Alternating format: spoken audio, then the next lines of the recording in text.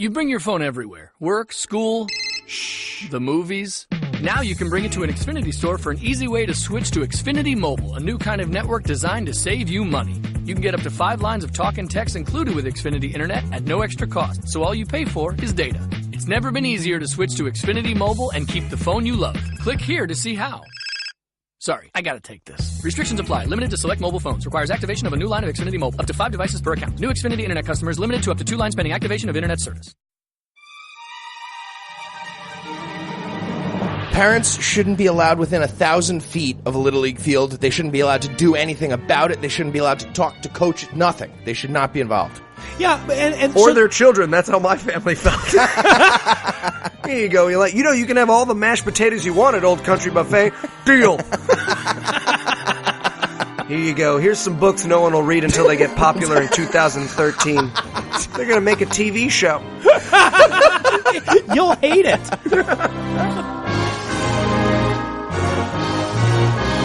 God-awful movies.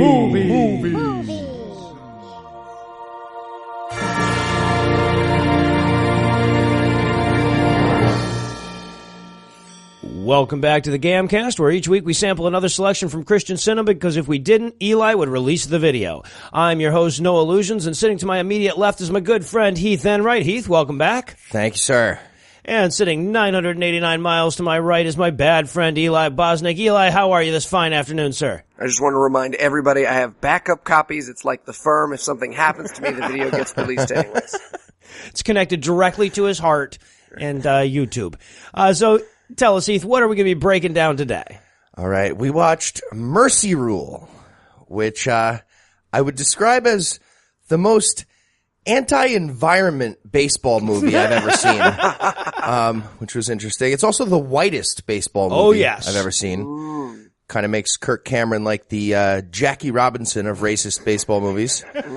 And I'd also say this is the most libertarian baseball movie I've ever seen. Never gets addressed directly like this, but the general theme kind of felt like, the blacks can make a league of their own if they want. Kind of, It was subtle, though. It was subtle. It's not like I'm making it sound. Yeah, exactly. Yeah. No, subtle was the word I used to describe this movie as well. So Eli? That's for calling Ashley Abby. I'm going to call you Eli. There we go. So Eli, how bad was this movie? Well, if you ever thought to yourself, man, I wish Kirk Cameron would use professional cameras and months of other people's time to film his home movies and children's Little League games, then man, is Mercy Rule for you, because that's exactly what this movie is. It's just Kirk Cameron using very, very high quality cameras and enough lens flare to kill J.J. Abrams to film his own movies. Interesting fact, this is also the least Christian movie we have seen. That it is. If Kirk hadn't cut in before the movie to tell us we were about to watch his movie and that there was faith in it, we may not have known this was a Christian movie at all. Yeah, it's a terrible movie, and I don't feel bad, but it is the least Christian movie we've seen. Yeah, no, Jesus never even gets a mention. Yeah. And if you want an idea how bad this movie is going in, here's the tagline. I checked this out. This is what showed up on the poster. And there wasn't a poster, but had there been a poster, there is no quit in family. Yes. You know how there's no I in team, but there is an I in family. Yeah, there's an I and a my and a fail. So yeah, I think he has it wrong. Fucking terrible. Okay, so this occurred to me late last night as I was trying to fall asleep, and hopefully you guys can help me out with it. Can the following two statements simultaneously be true? Number one, I have made good decisions in my life. Number two, I have seen Kirk Cameron's entire filmography now. Oh, I think it's a tautology. I don't think you can say one without the other.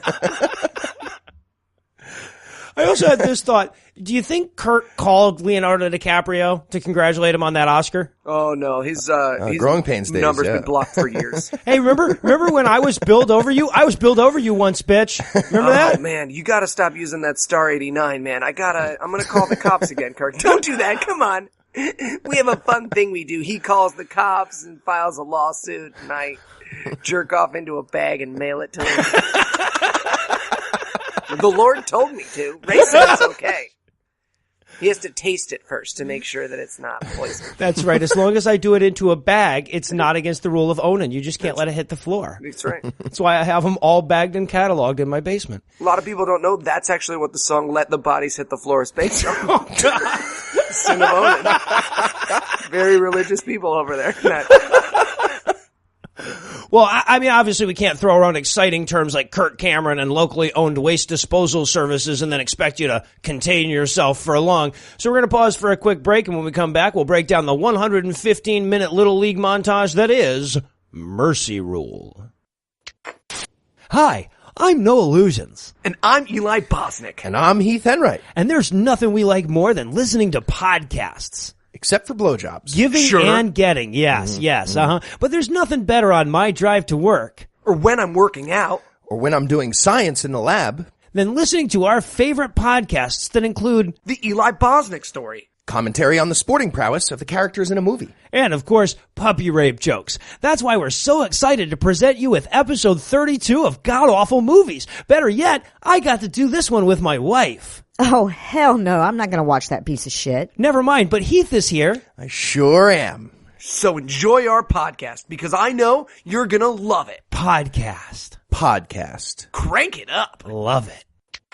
And we're back for the breakdown, and because Kirk Cameron knows that everybody starts his movies thinking, I don't know about this shit, we're going to open the film by trying to convince you to watch it. He opens the movie that you're watching with a pitch for the movie.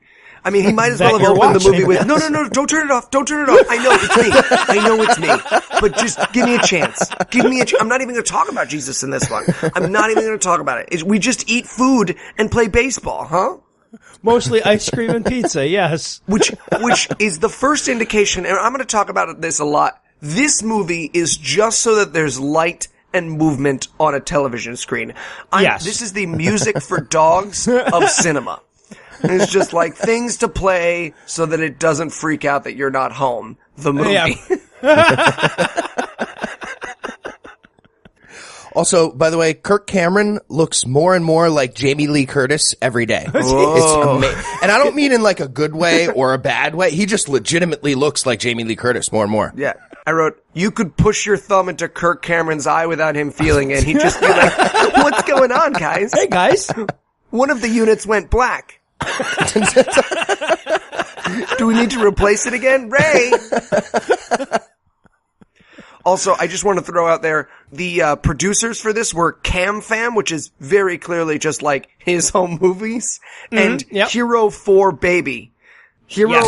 Number 4 Baby. And so I wrote in my notes, nobody puts Hero 4 Baby in the corners. Of course you did.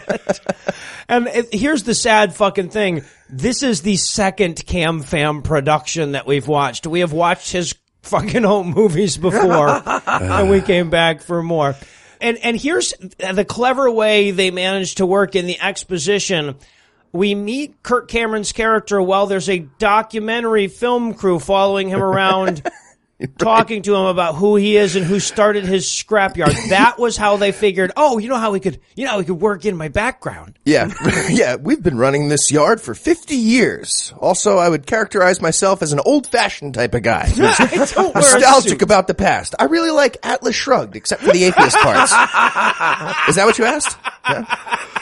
Oh, I wrote when they revealed they were scrappers, I was like, oh man, if Kirk Cameron and his son rape and kill a reporter, I'm going to be awesome. I'm going to be so psyched up. Oh, Jesus Christ, this movie could have been better. Yeah. So, we catch him talking to another guy about his character bio, who is so unimpressed. Okay, so no, this is the bad guy that he's talking to. We'll find out later. But I think 3 times in this opening scene, he just wipes hand sanitizer on himself. Right. Just in random places. He's not he hasn't even touched anything. I'm gonna wipe some of this on my face. Yeah. This place is gross. He just wears a suit, which is super fucking dumb, guys. There's 3 references in this 12-second scene of him being can't help but notice you're wearing a fag suit. Why are you wearing a fucking fag suit, you fucking fag? Anyways, come on into my garbage disposal yard. Yes, this movie had a very 11-year-old kid attitude towards suits, but don't wanna. So they go inside to do more interview about the scrapyard or whatever. Which, by the way, is called Dante's Scrapyard. Yes. Dante, really, run by John, every Christian man. No, it's John Miller. Sorry, Kirk Cameron's playing John Miller, much more subtle. Yeah, right. John Miller, John Milton, Paradise Lost, Dante, Divine Comedy, Right. Symbolism, We Know Smart Books. I bet he would have no idea what the fuck you're talking about. Yeah, the closest Kirk Cameron has gotten to Paradise Lost is he saw the cover at a Barnes & Noble and pissed himself and ran to the bathroom. Jesus, you found it though, didn't you? You found it afterwards? And there's this great moment where he goes, so, you manage waste. And he goes, that's not waste. Waste is something that someone doesn't have use for anymore. And I wrote in my notes, was your mother a waste? Was your grandmother a waste? And he's a waste SJW. And he's like, junkyard? You mean scrapyard, you racist. J-word, please. Check your not garbage privilege. Yeah, right. They also, and the libertarian lean in this movie starts really quickly as well, because he goes like, so how much of your business is subsidized by the government? And he goes, I don't take no government handouts. We build everything we have from the ground up. We don't take no nigger subsidies. We make our own way. He actually says, we make our own way like God and George Washington Yes. and David Barton. Wow. It's the same guy. That's the same guy. This is Ben, by the way. This is Kirk Cameron's brother who we just met. Yes, who's Kirk Cameron's yelling brother, about this who is stuff. played by that Christian comedian who makes you want to kill yourself. If you ever get a chance, what's this guy's real name? Oh, Tim I have something. no idea. He looks like Bryce Blankenegel raped the fucking buzzards from the Robin Hood cartoon. He wrote the Chick-fil-A jingle, people.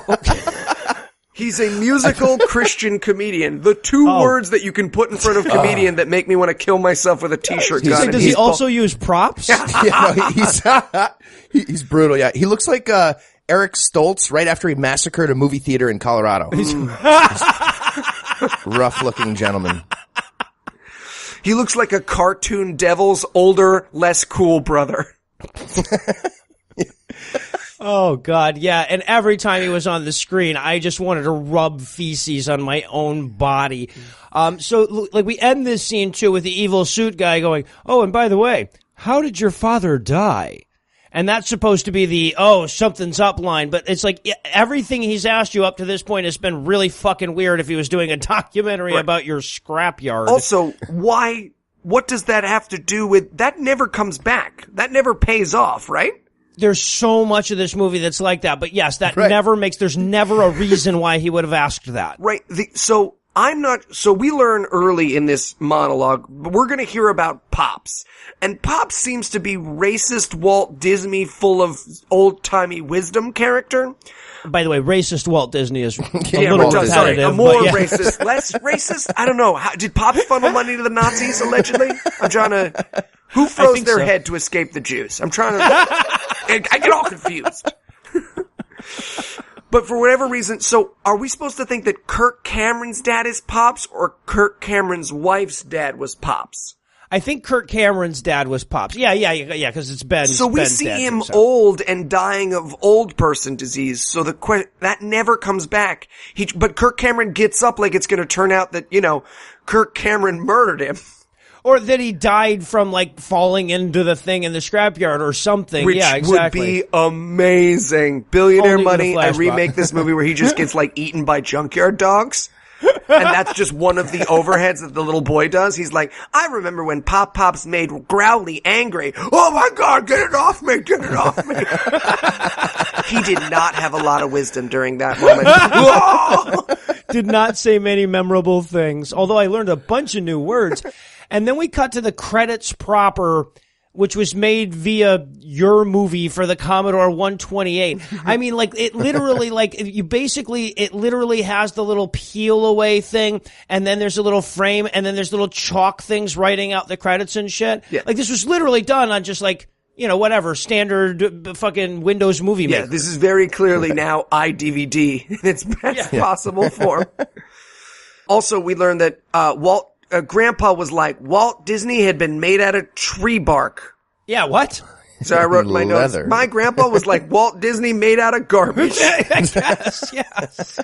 Also, the big sister will do the only thing that she does in this entire film for the first time in this movie, which is the big sister does commentary of whatever anyone's doing like it's sports. Yeah. So for the first time, she's now going to say, here we go, Jimmy what's-his-name steps up to the plate, except she reacts to every conceivable situation. I want a whole movie about her where she just dictates the terrible things in her life. Like her mom dies in a car crash and she's at the funeral. She gets up to give them the eulogy and she's like, bottom of the ninth, bases loaded, and Karen Cameron is no longer on the field. Boo! I can't do anything else. That's the only way I can speak. This is the only way I can Now communicate, coming to the guys. stage to do the eulogy. This call to the bullpen was brought to you by. Oh, Jesus. And also, by the way, of course, during the credits, we're having a, like, rolling in the grass family fight, you know, I think, honestly, Kirk Cameron spends way too much time roughhousing with that little boy for me to be comfortable with this film. I wrote in my notes later on, there is no amount of trust that I would attribute Kirk Cameron to roughhouse with my child. No shit. On or off camera. It's like renting your kid out to Michael Jackson, only you don't get as much money, yeah. Yeah, exactly. What are you talking about? This guy's going to teach him all about the inner workings of the Subway company. It's going to be great. Teach him how they make the sandwiches. Why is he crying? I also enjoyed a little bit of the sisters' trash talk while the brothers throwing at the little street sign that he's using to practice. Mm-hmm. Yeah. She goes, he throws a pitch. She goes, it didn't curve, it didn't slide, and it wasn't fast. Grandma could hit that. And I wrote, Grandma can hit a changeup? That's impressive. Wow. Keeps her weight back. Nice. And then we find out she's dead. And the trash talk got a lot darker. Yeah, right. Well, he whispers that to her. He goes, Grandma's dead. And she's like, she still could have hit that pitch, which wasn't funny. It was just dark. It's like, but at this point, the frame had been there long enough that I wrote in my notes, I hope the frame stays here for the whole film. The iDVD movie. I just wanted the entire 2-hour film to be that. I was like writing in my notes, I'm like, I bet they use every single effect on iDVD here. I bet we get every single one of them. I've got a little checklist going. We get most of them. But then Dad comes home, and when Dad comes home, it's time for a grapefruit fight. Yes, yeah. What? Just imagine throwing a full-sized grapefruit as hard as you can at a child. Or even kind of lightly, you know, just even like lobbing a grapefruit at someone. They're softballs. They can't even stage it in the movie. They very clearly, like, throw them around each other. Because if you threw a grapefruit at someone, they would be like, oh, you broke one of my ribs. And you're like, yeah, this was a terrible idea. We should have done anything but this. Yeah, so they roll around in the grass, and then they have a grapefruit fight. Oh, and then we meet Mom, and boy, did she hold up, huh? No. Nope. Disagree. She does not. Disagree. She looks like Zelda from Pet Sematary. My God, that woman. I just wanted to, like, feed her a cracker every time she was on screen. She looked like the chicken lady from Kids in the Hall. She did. If you're looking for work, Chelsea, we might have something for you. And then we cut over to them snuggling by the pool. Yeah, right. The, like, hey, honey, now that I'm paying you, you have to pretend that you like it when I touch you scene between Kirk and his real-life wife, Chelsea Noble, who, by the way, was built, and everything she's ever done, it's been Chelsea Noble. In this movie, she built herself as Chelsea Cameron. Cam fam, you know. Also, by the way, no infinity pool? Not impressed. This guy's supposed to be the heir to a scrapyard fortune, we're supposed to believe? Come on. Where's the hammock? And I love to. Okay, so this is basically how we meet the characters. The wife turns to the husband and says, "What did we do to deserve perfect?" And like, your husband runs a garbage yard, honey. I mean, I'm not trying to like belittle that profession. It's important and all, but that's not perfect. Yeah, exactly. How did we live in this paradise where you crush metal and then melt it down? Also, he says, oh, you know what would make this better is a cigarette. Oh, yeah. He goes, you know what would make tonight great? Pause. And I wrote in my notes, say blowjob, say blowjob. You can win me back, Kurt. If I just get to watch Chelsea try and get the tip in her mouth without throwing up, I'm into it. You will have no bigger Patreon supporter than me, Kirk Cameron. I gotta be honest, I was feeling the same way about Kirk Cameron trying to smoke a cigarette. It's like, oh, please make that motherfucker smoke a cigarette in this movie. He never does, but I could just imagine be like giving a cigarette to a 6-year-old. He hits it like a joint. Man, this is some good shit. No, man, you only say that after weed. After what? Never mind. This goes in the mouth, right? I'm so high right now. That's the burning end. I know. You're stabbing yourself in the eye. It's not. Hey, okay. Who puts it out on my penis? My dad's not here. Yes. Actually, by the way, his dad was there. I just want to point out Kirk's dad makes a cameo in this movie. I'll point it out when it happens. Yeah. And okay, so then it's late that night. Everybody's trying to go to bed, but the kid is up in the yard still throwing baseballs at a trampoline because apparently that's all the kid does, right? Yeah. Kirk wakes up, hears him doing that, and goes, oh, good, the kid's out in the yard by himself at 2 a.m. Smiles and goes back to bed. My child has obsessive compulsive disorder. Right. But I gotta mention, holy shit, this kid has actually played baseball. Yes. Amazing. He was throwing it correct. Like, he was kind of short arming the pitch a little bit, but I'm splitting hairs. He has played baseball. Awesome. In comparison to our other movies where he would be throwing it backwards. Yeah, right, exactly. Holding it between his teeth and trying to chuck it with his neck. Yeah, exactly. That's a frisbee. Doesn't matter. I'm going to strike out the goalie. And so now we cut to our first of 79 being at the baseball game scenes.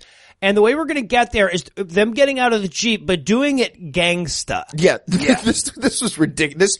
This shot would have been appropriate if the Reservoir Dogs were about to kill some zombies at a Little League field. That would have been then a reasonable way to start this scene.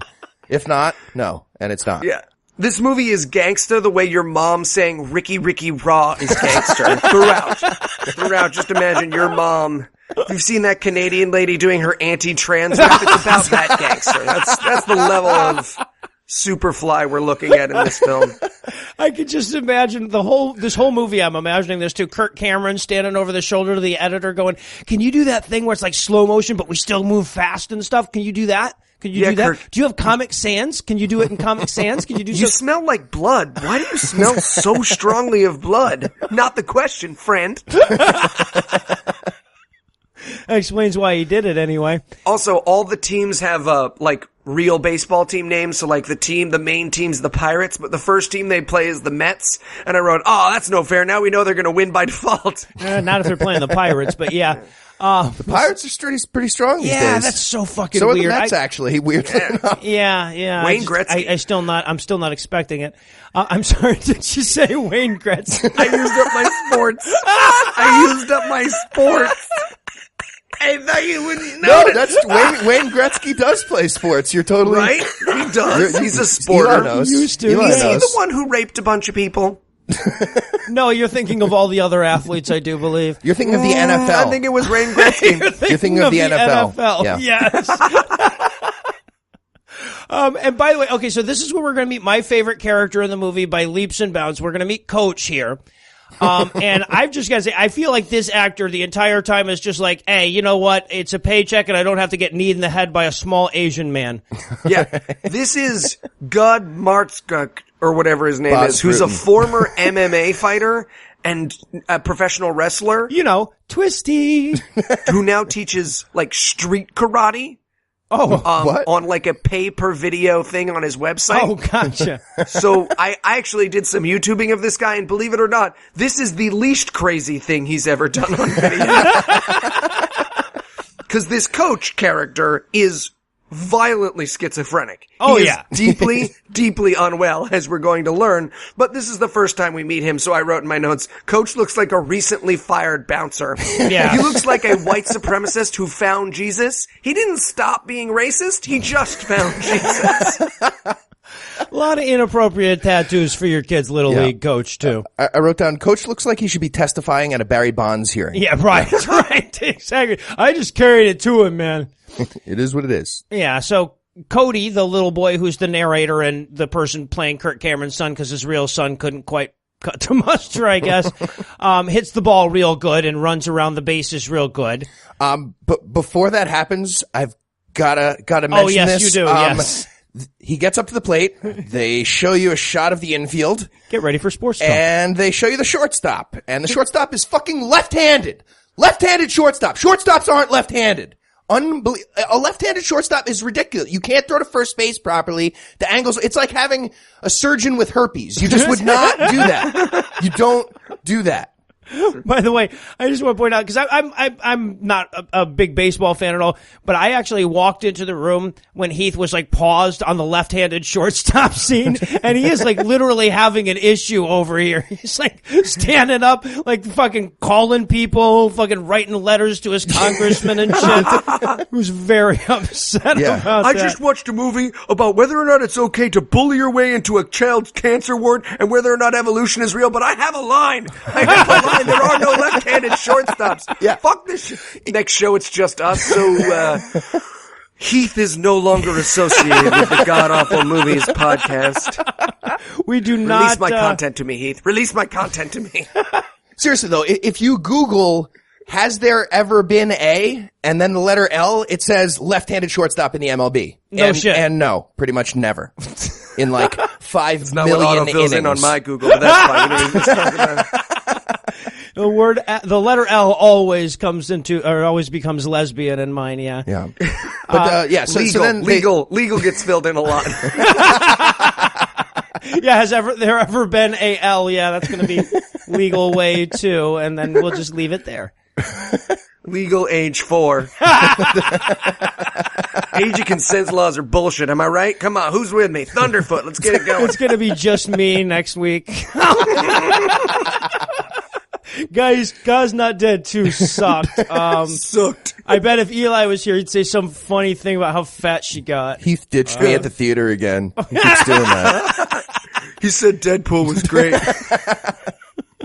That old lady I've seen 3 weeks in a row just put her hand in my lap. I don't think she was trying to do something special. I think she just wanted to feel what they felt like again. Like she forgot. Like she just forgot. Oh shit! Now I was gonna say now I'm gonna sit closer to her next time, see how it works out for me. Cut a little hole in my popcorn. Let me get this Worthies out of my mouth. I've been waiting for this for weeks. Okay, talk about your mercy rules. No gag reflex when you put dentures in every morning, you know what I'm saying? Gonna suck the hair back into your head, young man. You're gonna have a crew cut by the time this movie hits the midway point. Oh, I would so much rather get blown by old ladies than watch these fucking movies. I'm so tired of you saying that every episode. Oh shit! Where do we? I feel like we've gotten far afield. I feel like we're off topic. Nothing happens in this movie. So yeah, nothing's happening in this movie, and then but the kid's up at bat finally, and they show the infield, they show the fucking left-handed shortstop, then they throw the pitch, and it comes in like 6 feet above his head. They show you the shot from the side. The pitch is coming in. He could not even reach it with an enormous, not possible. And then they cut to just a normal swing. On a fucking step stair. Yeah, not a chance. It's a tennis lob. Right. And then they cut to just a normal baseball swing and he gets a hit. Yeah.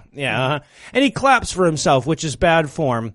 Yeah. Then we cut to everybody having snow cones after the game, and we meet his dorky ginger friend Jeff, who is honestly in this scene, he looks like he's about to offer to teabag the kid. He's like, "Dude, you're so awesome. When you hit that ball, oh, you and balls, I think about them all the time."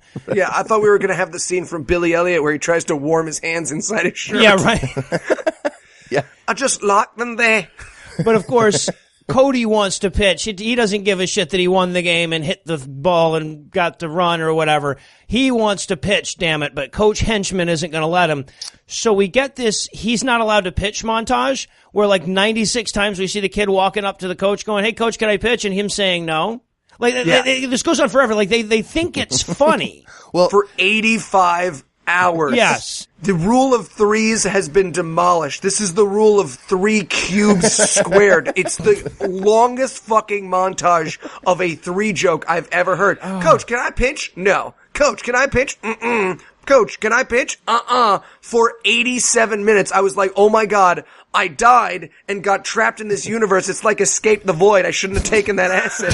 Now my soul is free from my body, and I'm just gonna watch this kid ask to pitch for all eternity. Hold on though. Did you not enjoy all the hat work they did during those scenes? It was switching it around. It was forwards. It was sideways. But like, Bas Rutten definitely took an acting class and learned some serious hat work and put it to use in this movie. It was good stuff.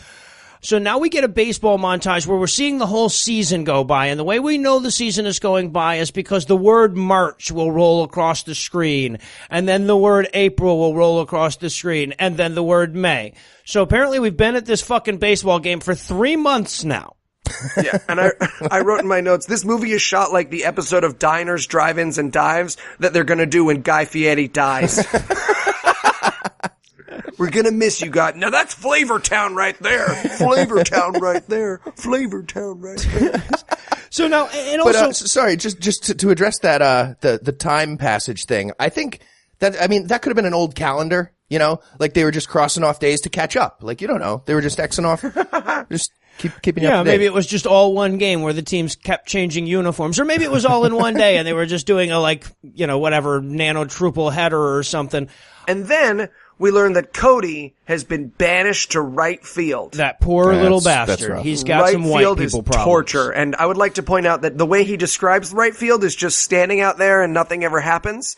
So I would like to volunteer to play that position forever. If there's ever an atheist baseball team that becomes mandatory under communist America, that's the position I'm going to take. Dibs. Dibs. Sounds good. I'm right-handed, so I could play shortstop.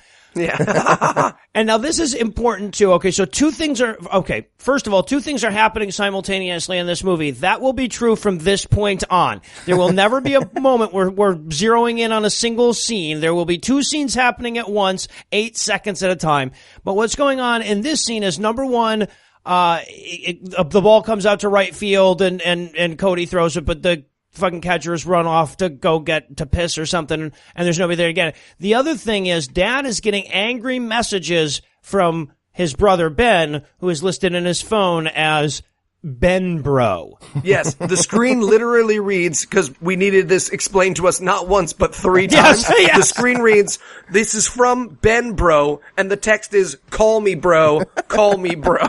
It's important, bro. You're my brother. I'm your brother. All we needed was a text that I'm your brother. We came out of the same vagina. Our mothers, namely, were brothers. Here's a picture of our paternity test, just in case you forgot. So yeah, now Cody's being a little bitch about the fact that he didn't get to play, and then Ben Bro shows up with bad news. Apparently government regulation is fucking the little scrap recycler mom and pop shops again. Yeah. Yep. Obama's nationalizing the scrapyard industry. It's bullshit. Yes. Where's all the Big, productive quote, competition unquote, going to come EPO. They call it the EPO in this movie. Yeah, Big EPO is coming to Turk their germs. Yeah, right. And of course, this entire shot is being shot into the sun so that we don't have to look at Kirk Cameron and this comedian guy, which was awfully nice of him. I would have much rather watched an eclipse with my naked eyes. I wrote, I can't see you're shooting the sun. I'm wearing sunglasses at night to watch this movie indoors right now. This is very uncomfortable. Also, we learned that bastard from before, he's not just some documentary maker, he's an eco-lobbyist. And they say eco-lobbyist like child rapist. And he even goes an eco-lobbyist for hire. Oh, like, yeah. You're not a lobbyist if you're not for hire, guys. This eco-lobbyist wants Kirk Cameron's face off. Yeah. He is not a good character. This is a bad guy. This is a bad guy, we're going to learn. But Kirk Cameron's not worried, so he says, come get a cone. And then we get the hilarious comedian doing about 27 minutes of improv on, a cone? A cone? What's a cone? He's like, a snow cone. He's like, oh, snow cone? Yeah, I'll get a cone. Cone. And you can tell everyone, like, could barely contain their laughter. They were like, oh man, when you said, I'll get a cone, I shat into a bucket and ate it. I couldn't. You're hilarious. Also, I want to point this out too. This is how little attention this movie is paying to itself. When the brother shows up and he says, hey, look, here's this guy. He's an eco-lobbyist for hire. He's like, yeah, I know that guy. That's the guy we talked to the other day. All right. we just had a 3-month montage. This movie has lost track of the fact that 3 months have gone by because now they're talking about this guy that they talked to yesterday.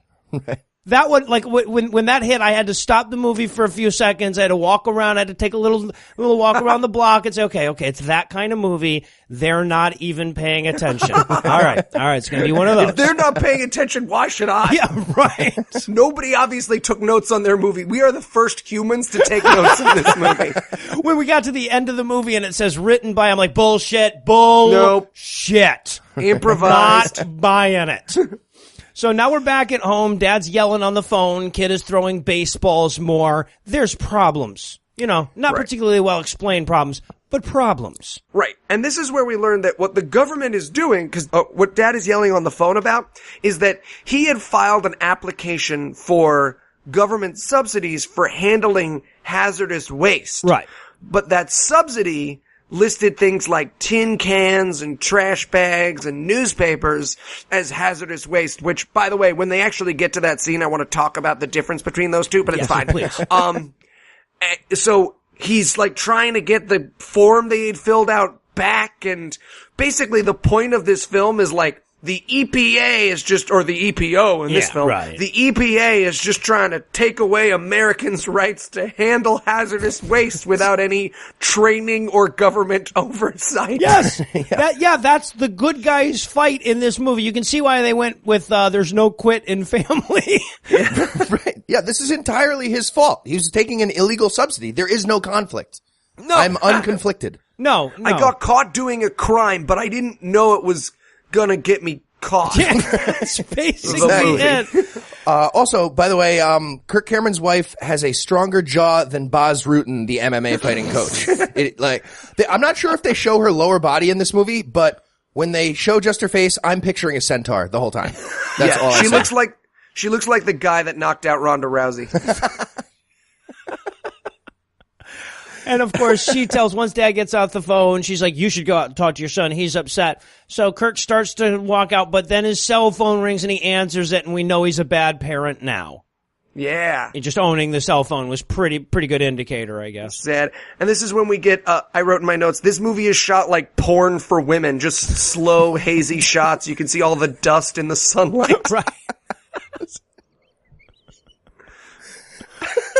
You can make those actors say they love each other, but they don't. I love how Heath had this moment here where it was just like oh wait, shit, those are for women. Porn for women. Oh, okay. I love those ones with the good cinematography. Big realization. Yes. Mind blown. If you don't hear, it's porn for women. Just so you know. Oh, okay, that's good. That's how they divide it in the industry. Little inside industry term. If nobody slaps a tit, it's porn for women now. So, and also the little narrator kid says at one point, just to like really lay down the libertarian stakes in this movie, the kid says, the government was trying to take our business. I didn't even know they could do that. They can't. You're okay, kid. Don't worry. This is a fictional bullshit universe created by a bunch of goddamn fucking Ayn Rand fans that don't know how reality works.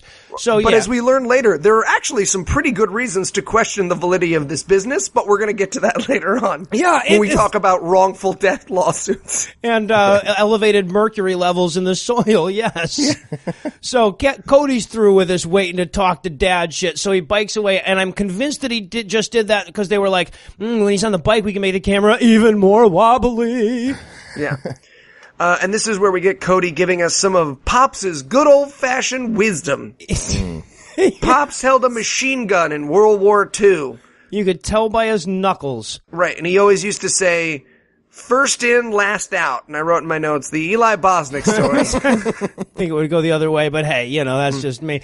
He also says, he's listing all the great grandpa wisdom, like, Cody, if anybody ever messes with your sister, you make like a stung rodeo bull. That's actually one of them. And then he has other wisdom about fighting people who anger you. Right. You got a problem, you go eye to eye with them, no matter who they are. So he rides to the coach's house, and I wrote, oh my God, he's gonna go fight his coach.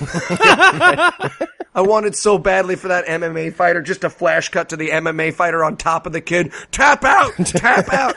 I can't! Pop said go eye to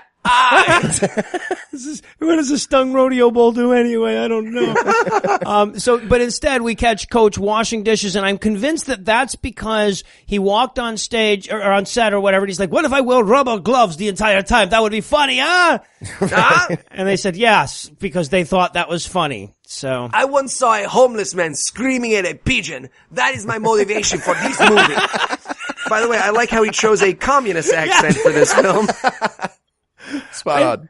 I think that's really how he talks. But And he's terrifying. This entire scene is a cocaine deal if you switch out the kid. He looks like the guy from Hostel. He's got rubber gloves on. He's got an apron. It's terrifying. yeah, but his daughter was pretty hot. Yeah. Okay. So then and he's basically, the coach is telling him, oh, you're here because you want to fucking pitch and you're going to try to tell me how to coach the fucking team and shit. Coach tells him to fuck off, but rather flamboyantly. During which he has a violent breakdown where his daughter needs to coach him down with house music. Yes. There's one point where he's like, they try to tell me how to coach and she's like, no, okay, find the beat. That's really what happens. And he's like, yes, play the house music to me. And I was like, you should leave. This man's about to fuck his daughter. You don't want to be in between that, dude. Let me get in there. Let's mix it up. So, but instead, I'll tell you what, there is no doubt when Cody shows up to the house. Coach, can I pitch this time? No. Still no. Still no. You can catch. But I guess Coach is so impressed that the kid came to ask himself rather than have his mom or dad show up to bitch at him, which I liked that message in the movie. Yeah, like, parents, leave your fucking kid's little league coach alone. Excellent message. Yeah, but he decides to have a cold beer with him. Root beer, guys. It'll be fine. Right. And I love Heath's notes during this scene. Yeah, it's kind of ruins the whole thing. He's giving the kid, like these lessons, and I just wrote like, fuck, this is a really good lesson about the catcher being out of position. And then like, fuck, also a really good point about the individual nature of baseball making team cohesion even more important. Like, he just keeps making, and then I wrote, fuck, also a really good point about best versus best for the team. Everything he said was good. So I might be Christian, actually. I'm not sure. That's what it would take. We'll see how the rest of the movie goes. All those intelligence squared debates, and it took an ex-MMA fighter screaming about team cohesion in baseball, and now Heath's on the other side. No, but Coach, all great points from the coach. All great points from the coach. Yeah, no. There's just a hot girl at the Christian bookstore, and Heath's getting desperate. Honestly, there is a really hot girl at the Christian bookstore. Honestly, though, I felt like in a lot of ways this movie wanted to be a good baseball movie, but it kept having Kirk Cameron libertarian shit thrown in there just to make sure that never happened. And then we get Kirk's wife again because she has a scene minimum, I guess. And so we get 90 seconds of her saying, Cody, where have you been? Oh, I've been out talking to my coach. Okay, well, let's stay on camera for about 62 more seconds. Right. I wrote, there is an hour and a half left in this fucking movie. An hour and a half. Oh my God, it was so long. And I mean, and like this scene, for example, this is a scene where they're talking about what happened 2 scenes ago. That's all, like the scriptwriter forgot that we already saw that scene, so now he feels like he has to tell us about it. Just in case Grandma woke up in between the 2 scenes, in case Boz Lerman's screaming, or whatever that guy's name is, the ex-MMA fighter screaming woke up Grandma during the last scene. She's like, what's happening? I want to turn it off. They're like, no, don't worry. Candace Cameron's going to describe the movie to you. So now we cut to nighttime and Kirk wanders into his son's room, and I wrote, are we going to watch Kirk fuck his son? But no, it's the daughter's turn tonight, so he leaves. And now we get more baseball. It's the next day, and this is also where we learn, by the way, that this girl's entire life is her brother's little league team. That's the only thing we learn about that character. Yeah, well, that and the sports commentary talk. Now, this is a pivotal scene in this movie, and it is also one of the most difficult things to watch that we've ever watched, just because it's so bad from a filmmaking perspective. Because now, again, we can't have just one scene. So we're going to cut between the kid playing a game of baseball and the dad, chatting with evil suit man about the evil EPO regulations that are going to steal his business out from under him. Yeah, and during this scene, the coach, by the way, gives the exact same performance as Tom Hardy in Bronson, in case you're wondering. He doesn't have his dick out, but other than that, yeah. We don't know he didn't have his dick out. It's true. We were only I'm not seeing the willing to chest say up. that. Yeah, there's a lot. There is an enormous amount of this movie. Something like 8% of this movie is uncomfortably close to Boss rooting through a fence. There's an awful lot of that shot. They must have had like 8 hours of that at the end, and we're like, Boss is going to be pissed if we don't use this, guys. Right. So yeah, so the evil suit man is telling Kirk about how junkyards used to be tended by immigrants and gypsies. that's what he says. Snarling dogs. But now they're the city's darlings. Yeah. What? You know how the darling of your local neighborhood is the scrapyard? Well, now that they've run the gypsies off, yes. What? Oh, and Kirk Cameron just has amazing lines. So the crux of this is you're an evil fancy Jew word, and what you do is you come into town and you trick people into asking for subsidies for things they shouldn't ask for subsidies for, like tin cans and newspaper. Then you're gonna test my dirt and say that my dirt is, quote, covered in toxins and poison. Yeah. Right, because your dirty Jew labs are gonna run that up. Well, I love and this whole monologue starts, he turns to him and he goes, I know who you are, I know what you're doing, and it just won't work. And I just want to point out, I say that to strangers. Just in case. Because one day I'm going to get the right guy, and he's going to he's going, damn, fuck. Throw a smoke bomb down? Yeah, right, Dave. This is why you don't have a fatwa, man. You gotta stop you gotta be like, my chest is so unprotected. What was that Quran episode we were gonna do next week? Whoa. And then, of course, evil suit guy follows that up with, like, are you mobbed up? Do you intend to have large Italian men come by my home? Which I also ask strangers. Yeah.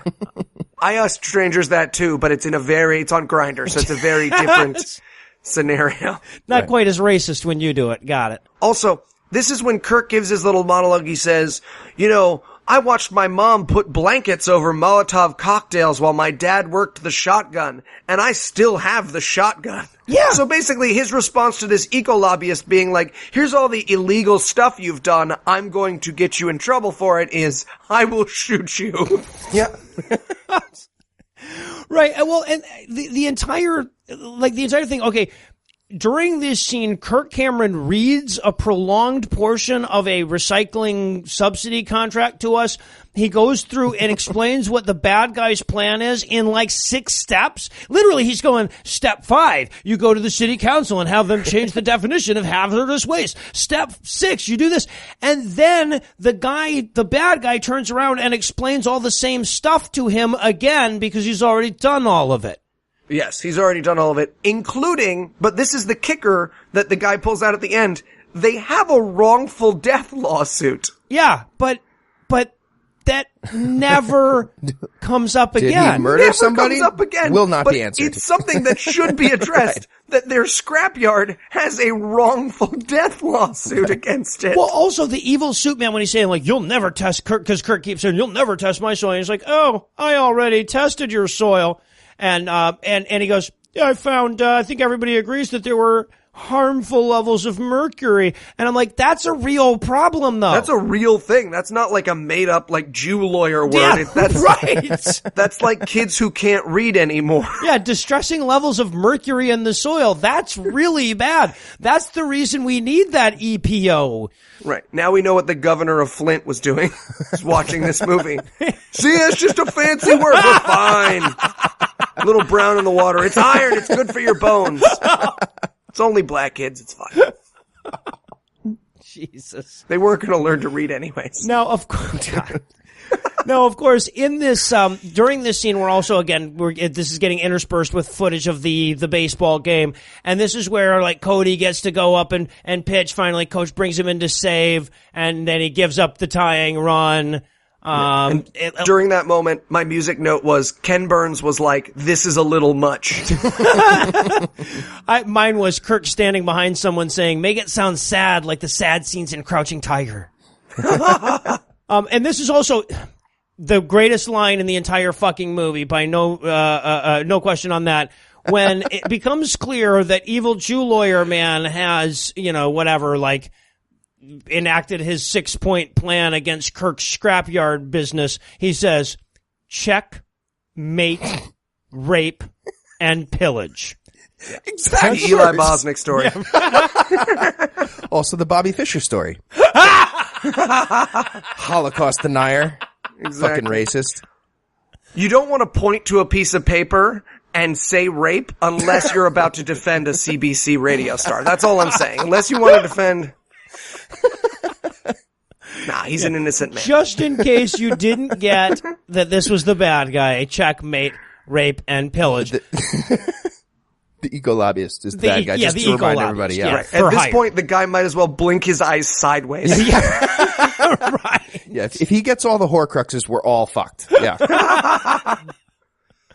So, and then, of course, in the meantime, Jeff, the little ginger kid from earlier, comes on to relieve Cody, and he goes back to Bitchfield over there.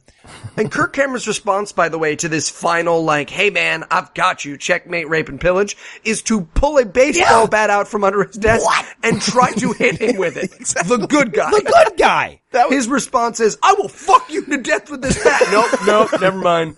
Never mind, they're filming. They were!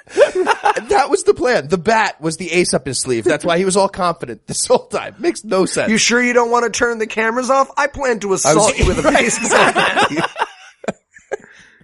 Also, we get the Mercy Rule name drop twice. Yeah, Heyo. they said the name of the movie. Which is great because that's the 'Cause it has only nothing time to it's do with the movie. remotely relevant in this Absolutely film. irrelevant to this movie, yes. There's no baseball mercy rule. There's no There's not metaphorical even like mercy a rules blowout happening. anywhere. Yeah, No, there's no nothing. mention of like God or mercy. Nope, nothing.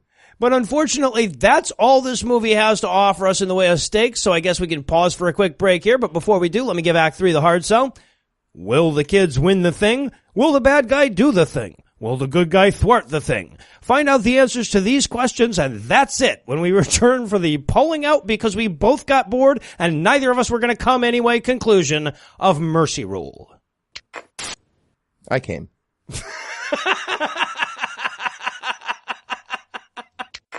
John, come here, boy. Get your Miller bacon over here. Yeah, Pop? I got some wisdom for you. All right, go ahead, Pops. When the game gets going, you go to the game. Sorry, what? When the game gets going, you go to the game. Yeah, I'm pretty sure that doesn't make any sense. That If you can't find sense, try looking for dollars. okay, what does that mean? Sir, your father has terrible dementia. Maybe better just to let him rest. Right, yeah, okay, probably best. I made a poop worm. And despite our better judgment, we're back to see if this thing is ever going to grow a plot, and we'll start this half of the flick off with a little cross-moping between Dad and Cody, both of whom are disappointed by how their day went. Right. And basically, this scene with the son is, you should be happy for your friend, your baseball team won, but he's not because he's an asshole? I think that's what we're supposed to get, yeah.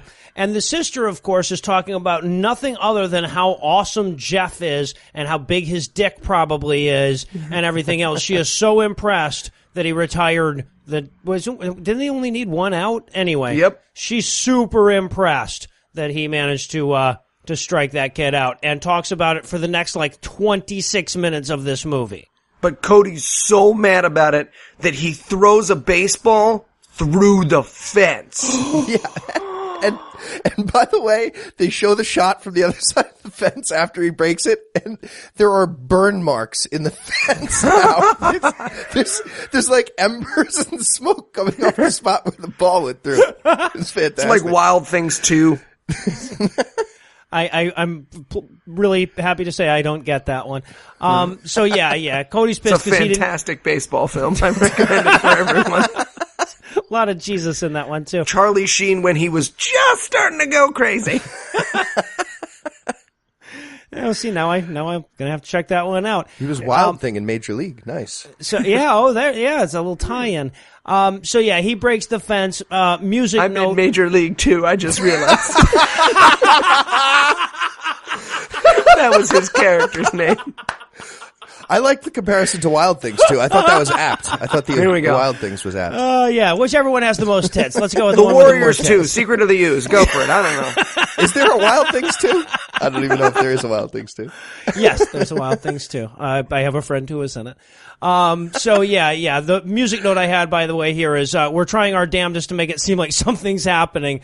My music note was, "You can't take the sky from me."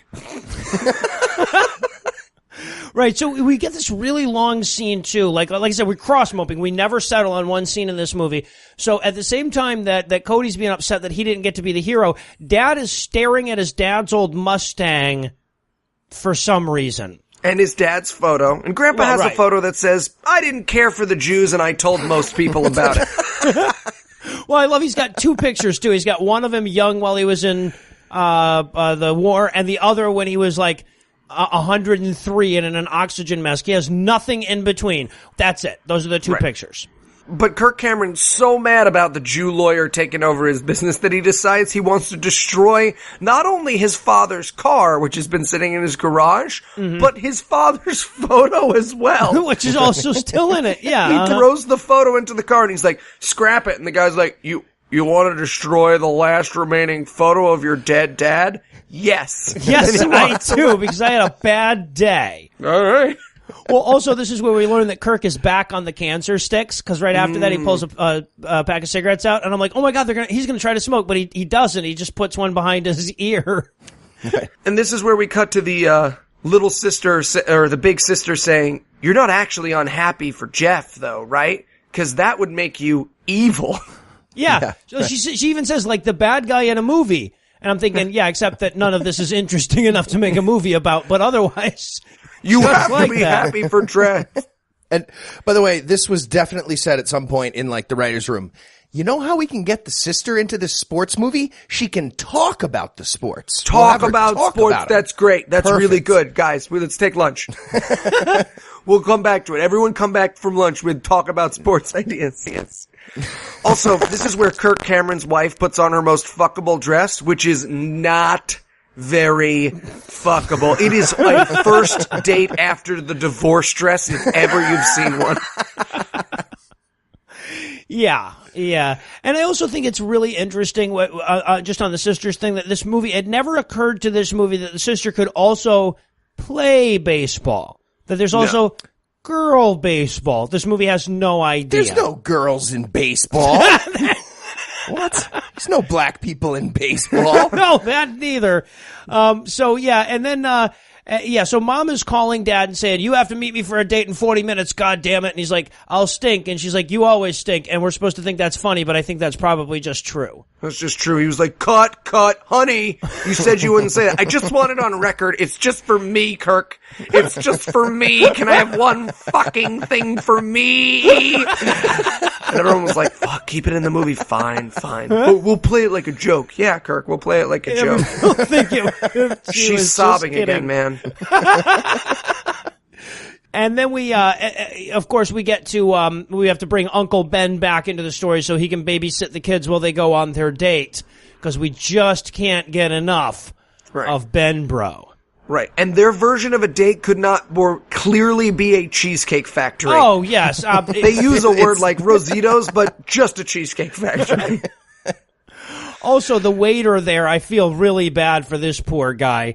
Mom's been there for a while before Dad shows up, and then Dad shows up and he's like, would you guys like to hear about the special? He's like, no. He's like, well, then why are you sitting at a goddamn fucking table in a restaurant, asshat? Right. Yes, as a former server, I would like to formally invite everyone who's there to have a very serious conversation at a restaurant to go fuck yourself. Don't take up my table. There are park benches all over the world for you to sit on and break up with your 19-year-old girlfriend. Not my goddamn table. You're going to sit there and drink water while she cries? I will stab you to death, sir. I'm working on a script. I'm going to tell you about the tuna tartare, and then I'm going to walk away. Also, I love Kirk. He's like, what can I get you? He's like, something dark and bitter. I want him to bring Spike Lee. I wanted to bring a Goose Island. That sounded good. Sorry.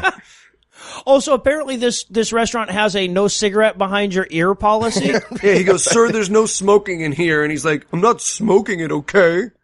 Well, but then the guy but it's behind your ear, and that's kind of like... I started to wonder, does Kirk think that's what smoking is? Does he just not know that you put them in your mouth and light them? I'm not going to light it behind my ear. Yeah, you shouldn't. It'll catch you on fire. I know. His dad Why do you died think of my face looks like this? dad died of side of the ear cancer. Yeah. Yes. It's the roughest kind. Also, and you can tell how sexy this relationship is. Mom brought the rules for the Little League team to their date. So that she can tell Dad that she thinks Coach should play him more. Parents shouldn't be allowed within 1,000 feet of a Little League field. They shouldn't be allowed to do anything about it. They shouldn't be allowed to talk to Coach. Nothing. They should not be involved. Yeah, and Or so, their children. That's how my family felt. Here you go. You're like, you can have all the mashed potatoes you want at Old Country Buffet. Deal. Here you go. Here's some books no one will read until they get popular in 2013. They're going to make a TV show. you'll hate it. My gosh, they left out a third of Feast of Crows. Nobody cares. I know. If only there were these message boards online where I could complain and have people agree with me. And during this whole conversation, okay, so Kirk has to break the news to Mom that the evil government's going to come and take their business. She's busy bitching about the coach not playing the son enough, and this whole time the poor fucking waiter is just like, "Hey, you guys want to order food now?" Because mozzarella sticks. I'm bringing you mozzarella sticks. You like those, don't you? Yeah, they're like string cheese for grown-ups. I get you too. with some ranch dressing. You don't strike me as the ordering entrees type. We burnt you a steak, brought some ketchup along with it. So he says, honey, put away the baseball rules. I have something important to tell you. I've ruined everything. And Mom's first question is, what's her name? Yeah, and the first 9 takes were, what's his name? What's his name? Honey, again, we're not actually having this conversation. It's just for the movie. I just want to know his name. We'll talk about it afterwards. Leonardo. It's Jesus. So Mom decides to give him this "it's just money" speech, which is great and all, whatever.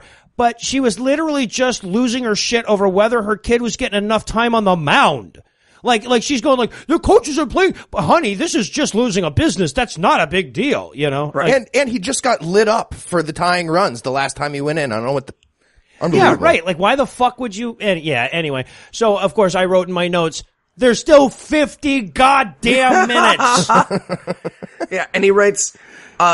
she comforts him and he says, I wish there were words to tell you how much I love you. Oh, God. You're like rain after days of heat. You smell like a parking lot. He literally says you smell like a parking lot. Also, there's a fucking word for that. It's called petrichor, you ignorant fuck. It's an awesome word, and that's exactly what it means. Yeah. So he tells her that her breasts are like pillows and asks if he can fluff her pillows. And then they leave the restaurant without ordering. Oh, but first he does a magic trick for the server where he puts the cigarette behind the server's ear. And the server's like, oh, you rapscallions. Meanwhile, I would have been like, oh, could you come back so I can spit in something? Your mouth, your hands. Just open your hands real quick. I was going to spit in something anyways, but now that you're not going to eat food I can serve you, I just need to make this a little bit more direct. Do not touch my ear. So unbelievably creepy. We're adults. Yeah, right? Yeah. Side note, I once had a woman put a tip for me when I was bartending in her teeth, and I took my phone out and just took her picture. So that's the level of punishment. The only punishment I can think of that's worse for leaving the restaurant is Kirk Cameron's career. So it kind of plays out when you think about it. So they get home, and apparently while they were gone on the date, Uncle Ben had taken bitchy son kid over to his buddy's house so he could congratulate him for winning the game and stop being a mopey little whiny bitch about it. Right. And then and Dad's like, well, I'm going to call your coach and make him play you more. To which Cody says the right thing. He's like, Dad, do not fucking do that, please. Sure, you don't want me to bother the grown up who's in charge of your children's baseball team and make it really hard for everyone because it's a popularity contest and not just fun sports for kids? I'll do that because I'll do that. You sure you don't want Dad to do that? And Cody's answer isn't no, Dad, because you'd just be being a prick. He's like, no, I already went to the coach's house and talked to him, and they're like, oh, you went to a a single adult male's house without our knowledge. We're so proud of you. Is he the schizophrenic one who sings about how he's a pirate to himself? Yes. Sure is. Yes, that's the Does guy. he need to be calmed by his daughter with house music? No, I brought some techno. I brought some techno. It was cool. Was he wearing an apron and rubber gloves as though he was disposing of a body when you came in? Yes, exactly. That's exactly what he was doing. Was he looking at the missing pieces of a plate? So then they go in to have ice cream sundaes because that's the only thing this family eats, apparently, is pizza and sundaes. I wrote, these people eat ice cream 3 meals a day. Right. I think there's 5 times in this movie where they go for ice cream. I wanted a flash cut at the end where we see the real family, and it's just those fat actors from the end of Miracles from Heaven. Also, compliment sandwich. This movie's pretty bad, but I did get to pause the movie on the scene where the daughter has a mouthful of whipped cream, so, Eli won, movie 0. Didn't think I was going to use it that way, did you, Kirk? He's blocked me on Twitter so long ago, but I sent him the pictures. Of her or you? My music note here, by the way, was those two cowboys are going to go ahead and fuck, aren't they? Yeah, they are. They are. But now it's time for parking/baseball montage number 800. Yeah, this fucking movie it's a baseball montage that started an hour and 10 minutes earlier, and it's still going. And my music note for this montage is, this Christian rock band watched a Zach Braff movie when their mom left the bus. Quick, guys, quick, get it. Garden State, get Garden it in there. State, you got it. Also, Dad's wearing a suit at this point, and we've already been told a number of times how much Dad hates wearing a suit. Mm-hmm. So he drops the daughter and the son off so that he can go to City Hall. Now, apparently, him and his brother have this plan to go to City Hall and talk to some people about the evil plan of the eco-lobbyists. But the way they're going to do that is just like sit in the waiting room and follow people around when they try to go to the bathroom. Excuse me, sir? Yeah, that's not how City Hall works. I mean, all of the people have offices and shit. Right. Don't you own a scrapyard, sir? I can't help but notice you're peeing. Nice penis. Can you make poison legal? You personally? So after their failed day of going to the office, they're out in the parking lot, and Kirk Cameron has removed his shoes and socks. Well, that was so that Ben Bro could work some of his comic genius. Yeah, some really solid comedy. Oh, my God. Does a physical object exist in the universe that Uncle Ben can't make funny? If it does, it is not a napkin or Kirk Cameron's feet. Slate it. Yeah. Yeah, foot humor. It was gold. And then they start talking about Dad. And apparently, okay, so they needed them to reminisce about something that Dad did. And what they came up with was apparently, back in the day, Dad had a Satan-themed ice cream truck. Yeah, that blew fire out of flamethrowers. Yeah. It was a Mad Max-themed ice cream truck. Yeah, right. Witness me! Didn't work out super well. He kept throwing those spiked, exploding things at other ice cream trucks. We don't talk about it. That's how Dad died. Explains so much. Furiosa exploded Dad. But they also said, so, and this is also where like the brother's like, hey, you know that old Mustang of Dad's? Do you still have that? And he's like, no, I crushed it because I was being petulant. And he's like, or did you? Oh! Turns out that Raul thought better of it and didn't crush this perfectly good Mustang with his dad's old pictures. Photo in it. Right. Yeah, exactly. By the way, somehow the shot of like the grappler crane crushing the car, it looks like a bad CGI shot, but it's just a real shot. It's just a normal, I don't know how you would do that. Like, it's a normal shot. All of a sudden it looks like Sharknado graphics, and then it's back to people talking. This movie had an amazing way of taking like things that actually happen and making them look like you couldn't actually capture that on camera. Right. Yeah. And then we see Councilwoman Sadie Ryan. Oh my God. And this was somebody's ma. Yes. Holy shit. This was a Kickstarter goal that someone hit. Yeah, right. She could not be less comfortable on camera. She like walks to her ex and then like she walked too far and then she had to like walk back again. It's phenomenal. You can see it if you watch these movies with us. Again, I do not recommend it, but Not in this one, scene, no. she like overdoes her mark, and then she like, oh wait, hello, Mr. Cameron. Sorry, Smith. Miller, whatever it was.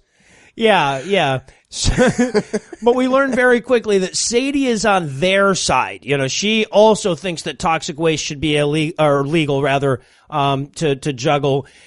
So she promises that she can get them 5 minutes at the city council meeting tomorrow. And I'm thinking, the public city council meeting where anyone who shows up gets to speak?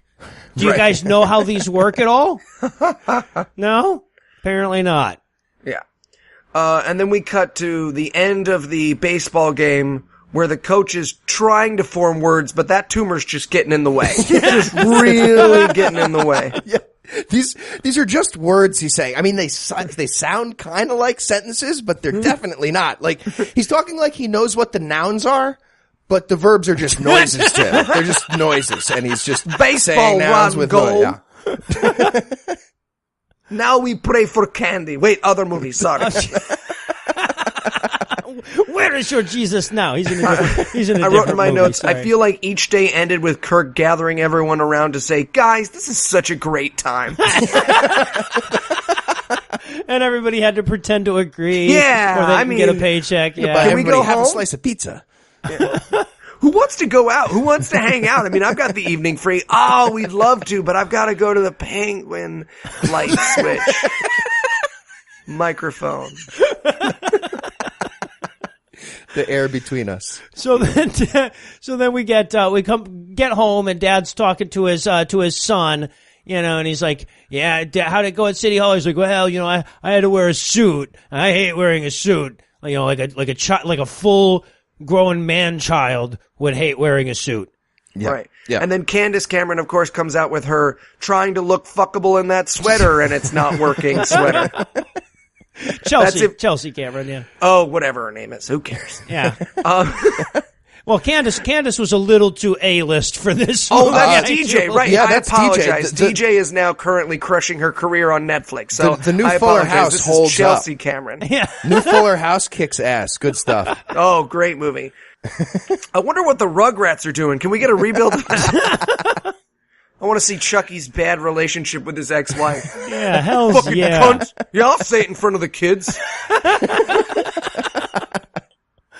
So now we get the waking up and making breakfast montage. This movie is 92% montage. And also like 92% sun. Because again, they're yes. filming the sun. Like now I'm watching this through holes in a shoebox. This is ridiculous. I will say, though, these people eat very well, and the most enjoyable part of this movie was watching them make and the food they were having. Yeah, we get a nice American obesity montage. That was cool. Starring flour, heavy cream, and bacon. Yeah. That's The bareback Contessa. horrible slow motion. My music note, by the way, is a Casio keyboard is getting raped. This was the single worst piece of music that we've ever heard in a Christian movie. The music that was playing over this fucking breakfast montage is seared into my goddamn... I was like digging shit out of my ears, hoping that was critical to the hearing process. Yeah. Oh, God, it was so bad. And now we get the worst possible give one for the Gipper speech. Oh my God. Humanly possible. This is like someone cut up all the sports and My Dad is Dead speeches from all the movies and just like threw them at a board covered in glue and we're like, go Kirk, read that. And Kirk clearly thought this was going to be the one that got him the Oscar. Basically he starts off giving the Al Capone speech from The Untouchables, and I'm like, oh my God, he's going to beat Cody to death with a bat. That would be so awesome. But, no, instead he just says random shit. One of the things he says, by the way, he says, the strength of some other boy's arm, that's for Providence to sort out. To which I wrote, the Eli Bosnick story. I wrote that too. Although he did say Providence there, so technically a Jesus movie. That counts. Oh, yeah. There was a there you mention go. of See? faith God earlier, awful too. movies. We nailed it. Yeah. And he also throws in the world's absolute worst swing batter thing that ever happened. Like someone vomited in the background, glass shattered. Swing batter. He says, you've got eyes to see, so see. You've got hands to hold that bat, so swing. And as bad as that is, it gets worse. He says, you have legs, so use them like you just got them. Now, that's like a baby. A baby just got you don't use your legs like a tiny little baby running around bases like very a gazelle quickly. Emerging from the womb. Yeah. I'd like to say he stole that right from my erotica, by the way. Use your legs like you just got them. Or more specifically, use your legs like a tiny little baby. Yeah, right. Yeah, exactly. The That Eli was in my Bosnick story. amputee porn as well. And then as though things weren't melodramatic enough, we get the introduction to the baseball game that's about to happen. Now, when you say introduction, do you mean like Normandy related introduction? Normandy related Okay. introduction. Yeah, just Yes. checking. I was in the right place. Because we learned that Little League is just like D-Day, and the people who died at D-Day did so because they were cowards who froze up. Yeah.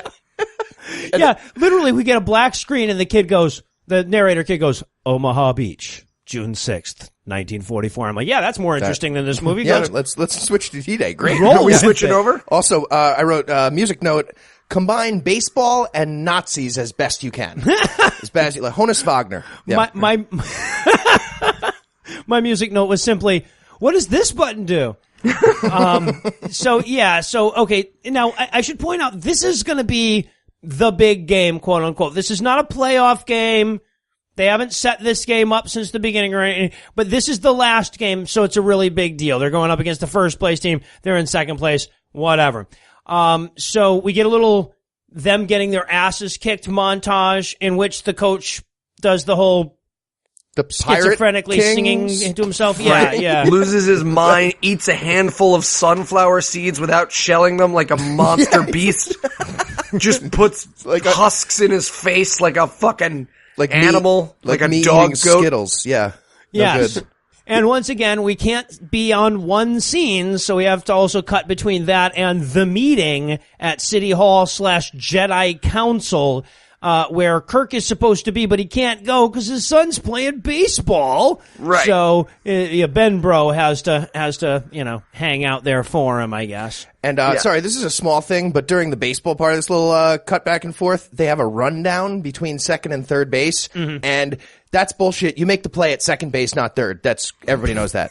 Idiots. That's Also, very important. There's Very a moment when a important. child gets hit in the head with a baseball that no one acknowledges. Yeah. No, that's how one of the scenes ends, and then we just ignore that from that point on. Yeah. Like, are you okay if that happens to you? I've never been near a sports field, but I imagine that would be upsetting. That they would stop and people would address it, but they just move on like it's him striking out. It hit him right in the helmet, so he probably was fine, honestly. But yeah, they don't address years it at and all. years from now, he won't be able to speak correctly. He won't remember but- his kids' names, but Yeah. whatever. For right now, he'll be That's what just sports fine. are for. The important thing is that he gets to advance a base. Right, yeah. Half the population does Sudoku puzzles, the other half drools out their grandchildren's names. I get it. Yeah. And now the montage is heating up, the cross-cut montage, and new music note, Jimi Hendrix is robbing the vault at the Bellagio now. He's sitting with his guitar, walking out with George Clooney, screaming it out. Some really bizarre shit going on with the music in this movie.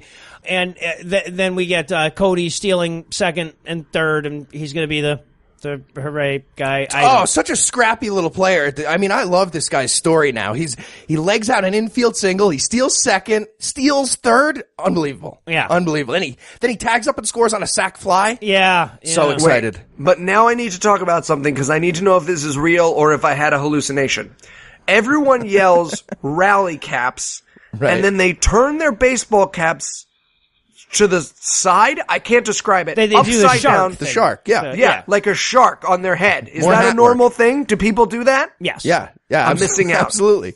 Rally caps, Missing yeah. out. I had no idea what the fuck. You should know from an outsider's point of view. I was just like, everyone went insane because the coach turns his cap inside out, puts it on his head like a shark fin, and then the entire audience just puts their hands on top of their head like they're praying to make their own shark fin. And I was like, oh, they're going to eat one of the kids to summon Gurun Ra. Is this a part of every baseball game? Yes. Fuck, I gotta get ESPN. I'm gonna call Time Warner Cable back. That's the 5th inning stretch. Yes. And also, and this is pretty bizarre. Okay, we didn't really mention this guy, but the cameraman from the beginning that was filming Evil Jew Suit Guy, as they're walking out, like you get the impression, or you get a little hint of the fact that maybe cameraman guy isn't quite as Evil Suit Guy. And the reason I bring this up is because now we see Evil Suit Guy's cameraman stalking behind the bleachers at a Little League game. Now, the only reason that you do that is because you're trying to look up skirts. Yeah. That's what EPA henchmen are always doing. That's standard. Yeah. I wrote, he's gonna assassinate Kirk Cameron for that sweet, sweet scrapyard money. Yeah, pretty fucking bizarre. But then some kid we never met in the movie hits a home run because, good. I wrote, someone team hit a home run. Is that Cody? They all look the same. We need some minorities. Well, there was one Asian kid on the baseball team. That was the closest we got to diversity in this movie. And by the way, the music switched again. Now it's an all-black drum line at a St. Patrick's Day parade. Yeah. I wrote, music note, we've kidnapped Hans Zimmer. I wrote, the lady penguins have returned with fish. So, okay, so now we got the big triple play on the close here. Okay, so first of all, fuck you, a triple play, bullshit. But secondly, they slow it down so much that even if you understand baseball, it's impossible to follow what's going on here. Oh, I had no idea what was going on. It looked like they were just playing catch. Let me explain it as best I can. So he hits a line drive. Cody's playing first base. Cody dives and catches the ball near first base, near the base, near the foul line. And so that's the first out. There were 0 outs in the inning, and there was a man on second and third. That's the first out. Now he throws to second to get a double play on the guy who went off second too much on the line drive. But one of my problems with it is the shortstop should be covering second here on this play because it's a play to the right side. And actually being a left-handed shortstop would have actually helped in this one instance because it would have been easier to throw home at this point. But now the shortstop's a righty. They could have saved it, but they fucked it up. Anyway, so then after they get the out at second base, that's 2 outs. That's a double play. Now the guy who was on third tagged up after the line drive catch, and he's allowed, once he touches third, to go back home, to run for home. And so he runs home, and now they have to make the play at home to get the third out. But they fucking clearly steal the thing from Derek Jeter. He runs, from playing first base to cover for the catcher who's out of position, and he runs home, and he makes the tag on the guy at home. It's absolutely ridiculous. There is no such thing as a 3-4-3 triple play that ends at home plate. Fuck you. Absolutely not. That wouldn't even be a triple play because of the infield fly rule? No infield fly rule when there's a second and third. Okay. Only if it's all I want to say is that we now are obligated to watch a Christian movie about Dungeons and Dragons or Magic the Gathering tournaments so that you can sit on the other end of the microphone while I'm like, you cannot play a charge card when you have 6 mana and a trap card in the hole. That's not Dungeons and Dragons. So... I think. Also, by the way, as this is going on, Kirk Cameron leaps out of the bleachers from 6 rows back to cling to the fence like something like a from screaming Alien. monkey. Like Steve Austin. Yeah. He's on the fence. Although Steve Austin would have done it in faster motion, I do believe. Yeah. But yeah, and I wrote at this point, like, I was promised Jesus and faith and shit. Fuck this movie. Right. So they win, and we watch the other coach of the other team go out, push over one child, and then hold another child, the pitcher, who I think is supposed to be very intimidating, in his arms. And I wrote in my notes, I want the other coach and this child to start kissing, and for the music to cut out, and for everyone to get real quiet.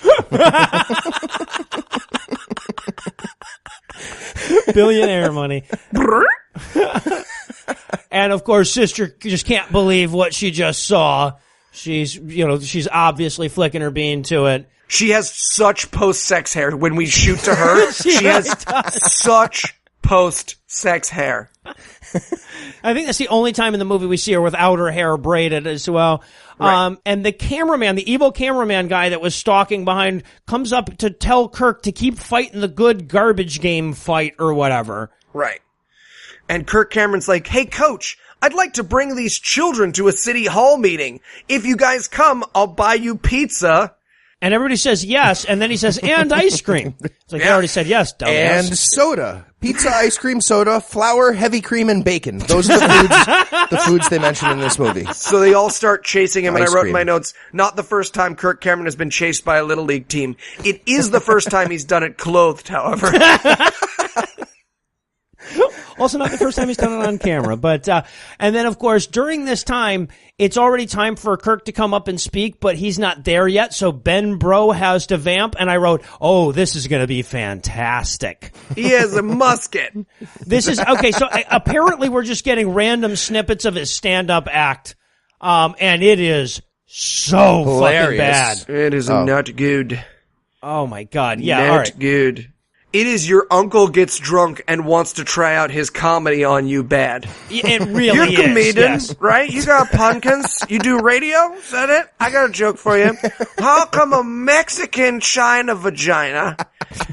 Donald Trump's gonna make America great again. What do you think? Can I be on your show? Come on! Don't be a dick. Every friend of Lucinda's. And then, okay, so then we get Kirk showing up at the meeting. And, I don't even know how to get through this shit. So, he says okay, so in the universe of this movie, what's happening is the government is redefining hazardous waste to include paper products. So, then he argues... And plastic. Then he argues for the remainder of this movie that paper and plastic bottles aren't hazardous waste, which they're not. And we all agree on...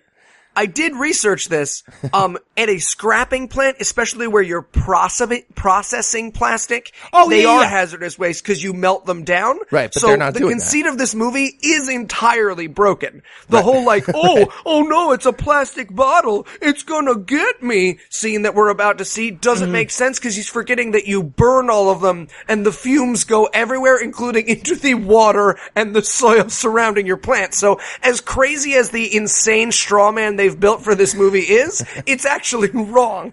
Well, it isn't because they don't melt the plastic down on site. They send it elsewhere. They just bail it. They enable a whole bunch of environmental damage. Right, exactly. Yeah, but the message of this movie is very clearly, who are you to tell me how to deal with my hazardous waste? Because Jesus was a libertarian, apparently. He even says the words in his little speech, this is theft by regulation. Fuck this movie. Yes, his speech includes calling all the people he's trying to convince a swollen little city spider. Right. No better way to convince a town council than calling them a bunch of swollen little city spiders. That's what it says in Win Friends and Influence People, right? Insult the fuck out of the people who you want shit from. Yeah. And it's the least substantive speech in history. Now, this is how overly dramatic it gets. The guy goes to drink from his water bottle and curses, "Oh God, don't touch that! It's hazardous waste!" And he runs up and he's got a glove on and he's got a mask on and he's like, "I'll have to handle that for you." And you can tell that he's done great with his hazardous waste should be mine to do a juggle with as I please, because the crowd that he brought and bribed clearly agrees with him. Yeah, I just wrote, pour water on the table. Do a different courtroom movie trope. Saw your brother in half. More props. And then, of course, the councilwoman who they met before says, "Mr. Miller, I believe you can go ahead and drop the microphone." Yes. And he drops the mic in slow motion, and I begged for death. Ironic, since there are no black people in this movie, that he dropped the microphone, but I begged for death. By the way, it looks like he had so much trouble dropping the mic. It did, yes. Probably it took 5 or 6 takes at least. He's looking down, it hit my toe the last 3 times. I know I'm gonna... So I just opened my hand and let it fall. One of his That fingers seems sticks careless. each time. It's gripping. He's trying to shake it off his hand. I don't want to tell you why it's so sticky. My music note here was, so I can just drag this track in anywhere then, huh? Awesome. Can we add a steel guitar, maybe? So now we cut to the sexiest scene in the movie. between the sister and the brother. It is. I wrote it, like, if she never gets to fuck her brother, that will be so disappointing. It's very disappointing because she's doing her sports commentary thing, but this is her commentary. Here we see Cody in his native habitat, shorts short, but not short enough. That is exactly what she says. I had to go back and make sure. Yes. Soon he'll go find a mate. And then she looks at him like, it's me, by the way. It's me. You're gonna fuck me. And he's like, I don't want to fuck you. And she's like, you're gonna fuck me. It's crazy. There's no, I mean, I don't see how else you take that This scene. is dog tooth level incest. She's commentating the whole time, color play-by-play. We'll fuck each other. It'd be fun. I want to meet a girl that does that, who's maybe not my sister, but who does that. Yeah. Or your sister. Don't be close. I don't have a sister. So, and then of course, Ben Bro shows up in Dad's car that never got scrapped. And also he brings a puppy for the sister because apparently they felt like she needed some kind of denouement in this movie or something. This is a great idea. Giving puppies to people with kids is a fantastic social hand grenade. I love Yes. it. Right. I'm going to just start doing that. I like to bring them to dinner parties when people invite me over for the first time. I'm just like, hey, got you something. Brand new puppy. He's real sick. He requires medicine every 4 hours. Or he just shits. Shit. I get real close to the hostess's face. Shit. And then I leave. It's also a potluck, and I haven't brought any food. I should point that out. Yeah, I like to do it to waiters. I like to go to their restaurant and not listen to the specials, not order anything, and then give them a puppy. And then just Leave a tie puppy the at puppy the to the tip. table. Yeah, exactly. And the last line of this movie is the kid goes, Pops used to say, go fuck yourself. I don't know what that one meant. Is that what it said? I just wrote, this is the last line of the movie, the end. That's how I remember it. Now, did you guys stick around through the post-credit scenes, though? Sure didn't. Sure Absolutely didn't. not. Okay, so yeah, I took one for the team here. So after the credits start, then we cut in with a scene of the cameraman guy, like somebody's looking over all of his videotapes, and he looks up and he says, "And you'll testify to that in court?" Okay. So now we're supposed to see that, like, the cameraman guy found a conscience, and the guy who says, "And you'll testify in court?" Kirk Cameron's dad. Ah! Estes Perkle can document everything that happened in Kirk Cameron's career. Turns out it was not Ray Comfort. Our theory has been thwarted. And then there's also a scene later within the credits where the evil suit guy is wearing his little girly robe with his little girly cup of coffee and gets arrested for the stuff with the thing. Right. And This then is what you get for trying to regulate the hazardous waste, yeah. And then after the credits are all over, the movie has like the extra 48 minutes of footage of the coach right through the fence singing to himself and saying weird shit. Like, I shit you not. Like, there's like a 45-second bit about him talking about how rough his morning shit was. Because he ate licorice the night before. That's actually how this movie ends. There's like 45 solid seconds of him talking about how you can't eat licorice and beans in the same night. It was the best part of the movie. Amazing. Now, as I noted at the outset, this marks the last Kirk Cameron movie on our list, and I'll be damned if I want to see such a good thing come to an end. I'm thinking that we've already seen him take on hazardous waste disposal regulation, Christians who think Christmas is too pagan, and uppity women who think their husbands should ask permission before hitting them. So do you guys have any thoughts on which villain you'd like to see Kirk tackle in his next movie? Ooh. How about the penguins from the Penguins of Madagascar? He could fuck them up. Yeah. Maybe Obama. Well, this was like Dinesh a proxy D'Souza already fight. did that. Oh, right. It's been done to perfection. All right, now obviously when you've got A-listers like Kirk Cameron, Boss Rudin, and the Chick-fil-A song guy, you don't need any additional stars from us. So then, rather than asking you how many stars you'd give this movie, I want to ask you this. What is the least responsible thing that you would do with hazardous waste rather than watch this movie again? All right. I would put a Coke bottle inside of me, but to answer your question, I will be watching this movie again, so I'm going to continue being responsible with hazardous waste. I very much enjoyed this movie. Oh, see, I would use a a barrel from Chernobyl to try to get the meatball out. Sorry, man, that meatball's staying at this point. Yeah, you push it up there. Every time it gets pushed higher. Yeah. It's easier if you put it in the Coke bottle. It slides right up there. You're all good. And well, that does it for our review of Mercy Rule. That's not going to do it for the episode just yet, because we still need to make next week worth looking forward to. So, Eli, tell us what's on deck. God's not dead too.